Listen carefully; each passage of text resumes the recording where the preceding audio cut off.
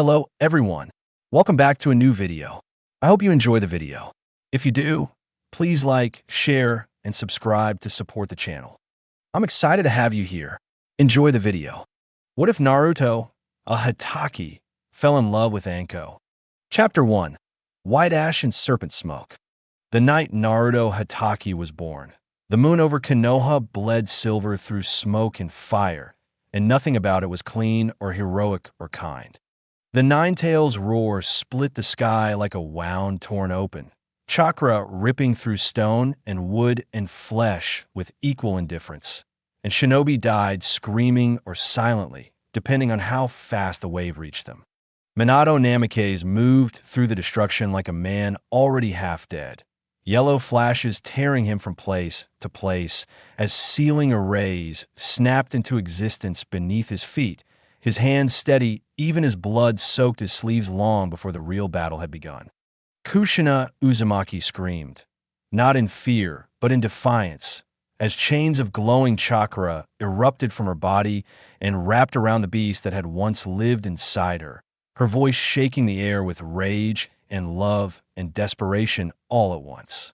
Somewhere in the middle of that chaos, wrapped in cloth already stained red, a newborn cried, small and sharp and alive in a world already trying to kill him, and Minato knew in his bones as he looked at his son that survival would not be forgiven.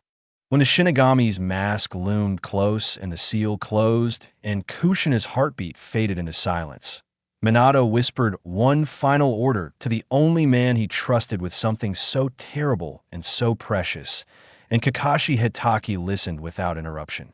"Erase him," Minato said, his voice already thinning into echo, and Kakashi did not hesitate. Years later, the Hatake compound stood quiet in a way most people mistook for peace, but peace was warm and forgiving and soft, and the Hatake estate was none of those things. White stone walls enclosed sparse gardens trimmed with ruthless precision. Hallways echoed only with controlled footsteps, and nothing existed without purpose or restraint. Naruto Hatake grew up in that quiet, learning early how to walk without sound, how to read faces instead of trusting words, how to sit still while emotions clawed inside his chest like something trapped and angry. Kakashi never lied to him, which may have been the cruelest kindness of all. "You're dangerous," Kakashi told him when Naruto was 5, crouching to meet his gaze with one eye uncovered and sharp. "Not because you want to be, but because of what's inside you." And Naruto did not cry or ask questions. He only nodded because Hatake children did not cry without reason. Naruto's hair was white like Kakashi's, but softer and thinner, carrying a pale blonde sheen that caught the sun during training. And his eyes were darker than Kakashi's had ever been, a stormy blue-gray that seemed far older than the rest of his face. People noticed, and they always noticed, and whispers followed him like shadows that never quite touched his feet, but never left either. Murmurs about something wrong, and something watching, and something that should not exist, and Naruto learned to pretend he didn't hear while learning very quickly how to survive alone. At the academy, Naruto was not loud, and that unsettled people more than any prank ever could have. He didn't shout about dreams or demand attention or disrupt lessons. He sat near the back with a relaxed posture that never truly rested, eyes sharp and observant as he absorbed instruction like a blade taking oil. Irika watched him carefully, and so did everyone else, because Naruto's chakra was wrong in a way that made instinct scream even when logic stayed silent. It did not flare wildly or chaotically, but pressed outward slow and heavy, like something massive choosing patience. And when Naruto concentrated, the air itself felt tight, while moments of lost control, however brief, left instructors pale and breathless.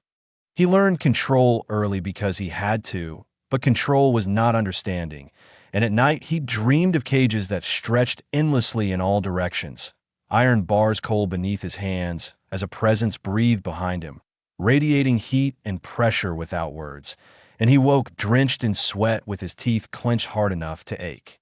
Kakashi noticed because Kakashi noticed everything, and one morning he handed Naruto tea instead of a lecture and told him that suppressing it too hard was dangerous too, and Naruto, stared into the steam, and answered quietly that when he let it move, people looked at him like he was already dead, and for once Kakashi had no response. The incident that changed everything happened when Naruto was 11 during a routine chakra control exercise that went wrong by inches rather than miles. A seal misaligned, frustration spiked, and the ground beneath the training field cracked, not exploded but fractured like the earth itself had flinched away from him. 3 instructors went pale. One collapsed to a knee, gasping as though something unseen had wrapped around his lungs, and Naruto froze where he stood with horror blooming too late as he tried to explain that he hadn't meant to, while Danzo watched from the observation platform with open and calculating interest. Tsunade heard about it before sunset, and Anko Mitarashi felt it like a bad taste on her tongue from the other side of the village. Anko did not walk like other jonin. She stalked, boots slapping against rooftops as she crossed Konoha with a grin that promised violence more than humor, her chakra sharp and venomous, and familiar to anyone who had ever survived something they were not meant to. When she entered the Hokage's office, she did not knock, biting into a dango as she leaned against the wall and asked which idiot kid had nearly torn a hole in the village, ignoring Tsunade's warning glare and Kakashi's silent presence by the window.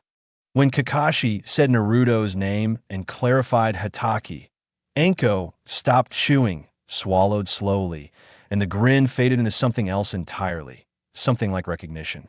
She guessed the symptoms without being told: heavy chakra, and caged dreams and pressure instead of explosions, and when Kakashi realized she knew far too much, Tsunade asked how, and Anko laughed once without humor and said she had been that before. She pushed off the wall and demanded the assignment, and when Kakashi bristled and said Naruto was not an experiment, she met his gaze without flinching and told him neither was she, and for a long moment no one argued. Naruto was ordered to report to Training Ground 27 at dawn, and he arrived early because he always arrived early. Fog clung low to the forest floor, thick and cold and swallowing sound, and the air smelled metallic and old like something had shed its skin and left it to rot. Naruto didn't move, he listened, and when a kunai struck the tree beside his head, he didn't flinch, only turned slowly as a woman's voice remarked that most kids screamed. She hung upside down from a branch, dark hair falling freely, eyes bright and sharp and studying him like prey that might fight back, and she called him the Hatake kid and said he was quieter than expected, and when Naruto replied that she was louder, her grin widened into something feral and pleased. She dropped to the ground close enough that he could smell smoke and ink and bitterness on her, introduced herself as Anko, and congratulated him on surviving long enough for someone to notice he was a problem. When Naruto asked if he was in trouble, she crouched to meet his eyes and told him no, that he was in danger, and there was a difference, then turned toward the trees and told him to follow her if he was smart. Naruto hesitated only a heartbeat before stepping into the fog behind her, and far beneath them, unseen and caged, something ancient opened one eye and smiled. I hope you enjoyed the video. Please like, share, and subscribe to support the channel. Hit that little bell on the way out. Love you guys and girls.